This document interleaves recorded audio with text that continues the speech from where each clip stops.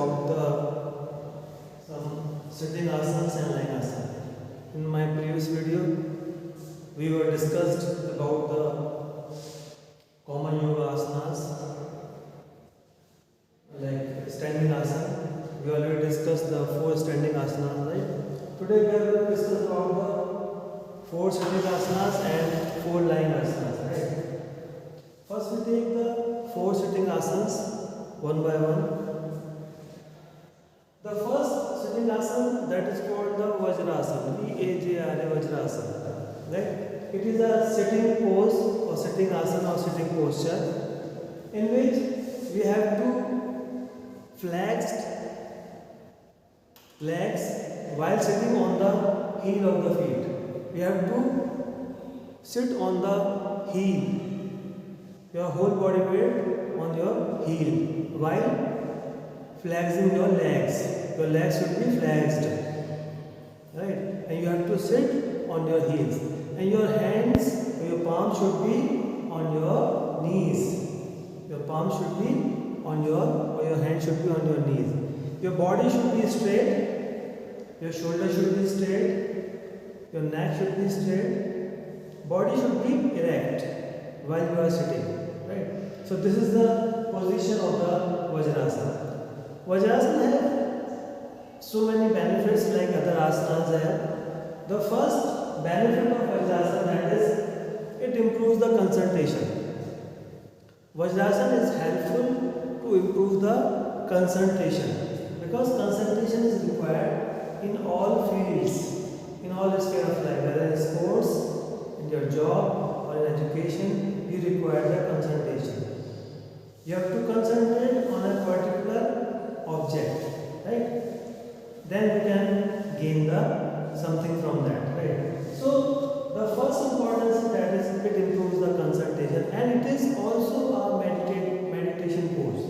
You can meditate your body in this Vajrasana also. So it is also called the meditation pose, or you can do the pranayama in this posture also. That is Vajrasana. The second benefit of this Vajrasana, that is the gastric problem. Those people who are suffering from the gastric problem, there is a problem in their digestive glands. For those people, this Vajrasana is very helpful. If they do regularly this asana, then it will helpful to removing the gastric problems, like constipation, like gas problem, like acid problem. So these problems will be removed. The third benefit of this asana, that is, it is also helpful in the disease that is called arthritis. Arthritis is the disease of joints in which people suffering from severe pain and swelling on the joint area.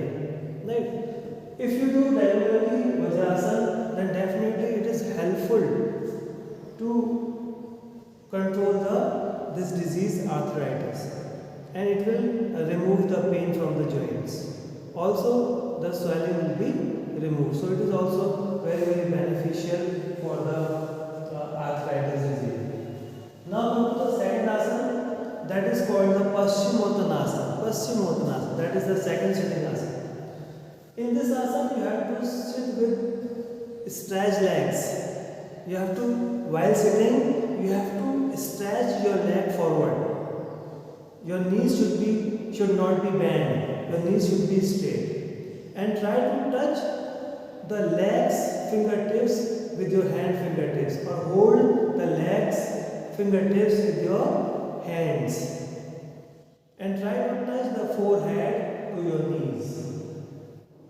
This is the position of this asana. You have to hold this position at least 20-30 seconds if you want to get benefit of that asana. You have to hold the position for at least 20-30 seconds. So this is the position of the Paschimottanasana. Now come to the benefits of Paschimottanasana. There are various benefits of Paschimottanasana. The first benefit of Paschimottanasana is it is helpful in diabetes. Those people who are suffering from the diabetes due to insufficient secretion of insulin from the pancreas by the pancreas gland, right? Those people are suffering from the diabetes. This Paschimottanasana really secretes the insulin. it is helpful for or increasing the working capacity of the pancreas gland. So this asana is very beneficial to controlling the diabetes. If you do regularly, it will control your diabetes at some extent. Now come to the second benefit, that is the back pain. This Paschimottanasana is also helpful those people who are suffering from the back pain in the lumbar region or in the clavicle spine. Those people who are suffering from the clavicle spine pain or lumbar region pain or pain, right? That is called the lumbar region. If people suffering from the back pain, this asana is very beneficial for them. If they do regularly this asana, then definitely it will remove the back pain.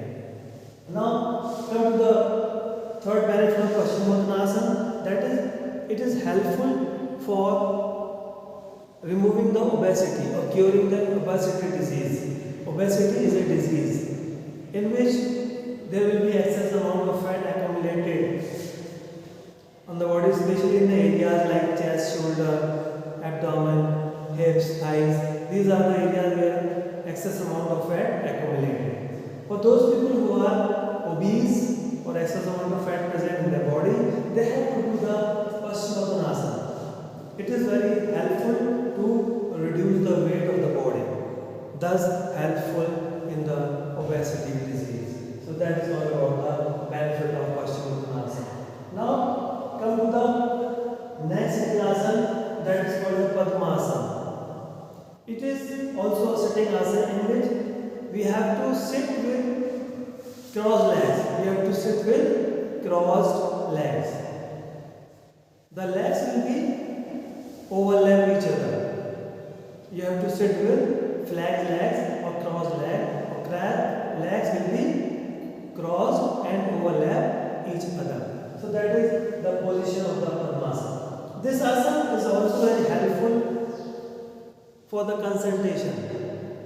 For improving the concentration, if you do this asana regularly, it will improve your concentration power. And concentration is required, especially in the games and sports mode. You have to increase your concentration if you want to get success in the games and sports. The second benefit of the Padmasana, that it is helpful in a deformity that is called knock knee. Knock knee is the deformity of legs in which the knees, while you are walking, the knees strike each other due to deformed bones, due to rickets, right? Due to osteoporosis, this knock knee is happening. For this knock knee, this Padmasana is really helpful. If you do regularly this asana, then definitely after some time the gap between the legs will increase. The gap between the knees will increase, and it is helpful to at least cure the knock knee deformity. Now the third benefit of this asana, that is a meditative pose or meditation pose. You can do the meditation or pranayam in this posture or in this pose, that is the Padmasana. So this is all about the benefits of Padmasana. Now come to the next asana, that is called Gomukhasana.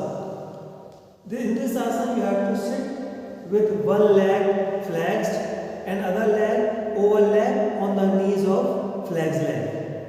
And you have to put your both hands backward, one hand from your back like this and one hand from over your shoulder. You have to try to touch your both hands, one from the back, one from the over your shoulder. You have to touch your both hands. You have to hold this position for 20 to 30 seconds. This is also a sitting asana, and this asana is very helpful and beneficial for those people who are suffering from a deformity, kyphosis. It is also called the round shoulder. In this there will be a hump on the back, neck drop forward, shoulder drop forward. Right? So in this kyphosis deformity, this Gomukhasana is very beneficial. The second benefit of this Gomukhasana, that is, it will improve the flexibility of your back. It will improve the flexibility in your back. Right? Now, the last benefit of Pawanukasana, that is neck spondylitis. If those people who are suffering from the neck pain or neck swelling or neck spondylitis, this asana is good for them. If they do regularly, then it is helpful in the neck spondylitis. So this is all about the sitting asanas. Now come to the third one, that is lying asanas. These asanas are four asanas like Bhujangasana, Halasana, Pawanukasana and Shavasana. Right. First will be the Bhujangasana. Bhujangasana is also called the Cobra pose. Right. In this asana, you have to take the proline position and you have to lift your upper body part. Lift your abdomen, lift your chest, lift your shoulder and lift your head. You have to lift your upper body axillaries or upper body parts, right? And your hand should be sideward to your body, and you have to look up. Hold this position for 20 to 30 seconds. This is the position of the Bhujangasana. The benefit of Bhujangasana is, the first benefit of Bhujangasana, that it is helpful and beneficial for those people who have some digestive problems. Those who have weak digestive glands, those people who do regularly this Bhujangasana, it will give more strength to your digestive glands and it will improve the digestive system, overall digestive system. You are not suffering from the gastric problem, acidity, right, or constipation. These are the problems you are not suffering from if you do regularly Bhujangasana. Now come to the second lying asana, that is called the Halasana. In Halasana, you have to take the lying position. You have to lie on the mat. Your hand should be touching on the ground, right? Palm facing upward, and you have to try to lift your both legs parallel together. You have to lift your both legs together and try to touch your both legs on the ground behind your head. This is the position of the Halasana. You have to perform this asana and you have to hold this asana for 20 to 30 seconds. And breathing should be continued. This is very important. The breathing should be continued. Now come to the benefits of the Halasana. The first benefit of Halasana, that is, it improves the eyesight. If you do regularly this asana, those people who have weak eyesight, if they do regularly this asana, it will improve the eyesight. The second benefit of this asana, that is, it cures the obesity. Those people who are suffering from the overweight or obesity, excess amount of fat present in their body, if they regularly, it will definitely decrease the weight from the belly. It will decrease the weight from the belly and it will definitely improve the obesity. Now, third benefit, that is the gastric problem. Those people who are suffering from the gastric problem or digestive problem of digestion or constipation, for those people this asana is helpful and beneficial for them. So this is all about the Halasana. Now come to the third lying asana, that is called the Pawanukasana. This is also a very good asana. In this asana you have to take the lying position and you have to flex your both legs above the ground. You have to flex your both legs above the ground, off the ground. And you have to hold the both legs or grab the both legs with your both hands together. And your hips should be on the ground and other body parts should be off the ground or above the ground or on the ground, or off the ground or above the ground, right? And you have to hold your knees with your both hands. You have to hold this position for 20-30 seconds. This asana is very beneficial for the back pain. Those people who are suffering from the back pain in the lumbar region or clavicle spine, this asana is very beneficial for them if they do regularly. That is the Pawanukasana. It is also helpful for those people who are suffering from the diabetes. Right? Those people who suffer from the diabetes, If they regularly this asana, then definitely it will control the diabetes disease, right? Now the next asana, that is the constipation. Constipation is also a very dangerous disease. It is related to your digestive system, in which you are unable to throw out your waste. Unable to throw out your waste for 2 days, 3 days, 4 days. Right? In this, you feel very severe pain in the stomach. You feel very severe pain in the stomach. This is the problem of throwing the waste product from your body. It is a very painful disease, that is called the constipation. If you do regularly, you are not suffering from this disease, that is constipation, or this digestive disease, that is constipation, right? So that's all about the Padmatanasana. Now come to the last lying asana, that is called the Shavasana. Shavasana. This is a dad pose. It is also called the dad pose, right? This asana, in this asana, you have to take the lying position. There will be a gap between the legs. While you are lying, you take the lying position. While you are lying, there will be a part of it. There will be a gap between your legs, right?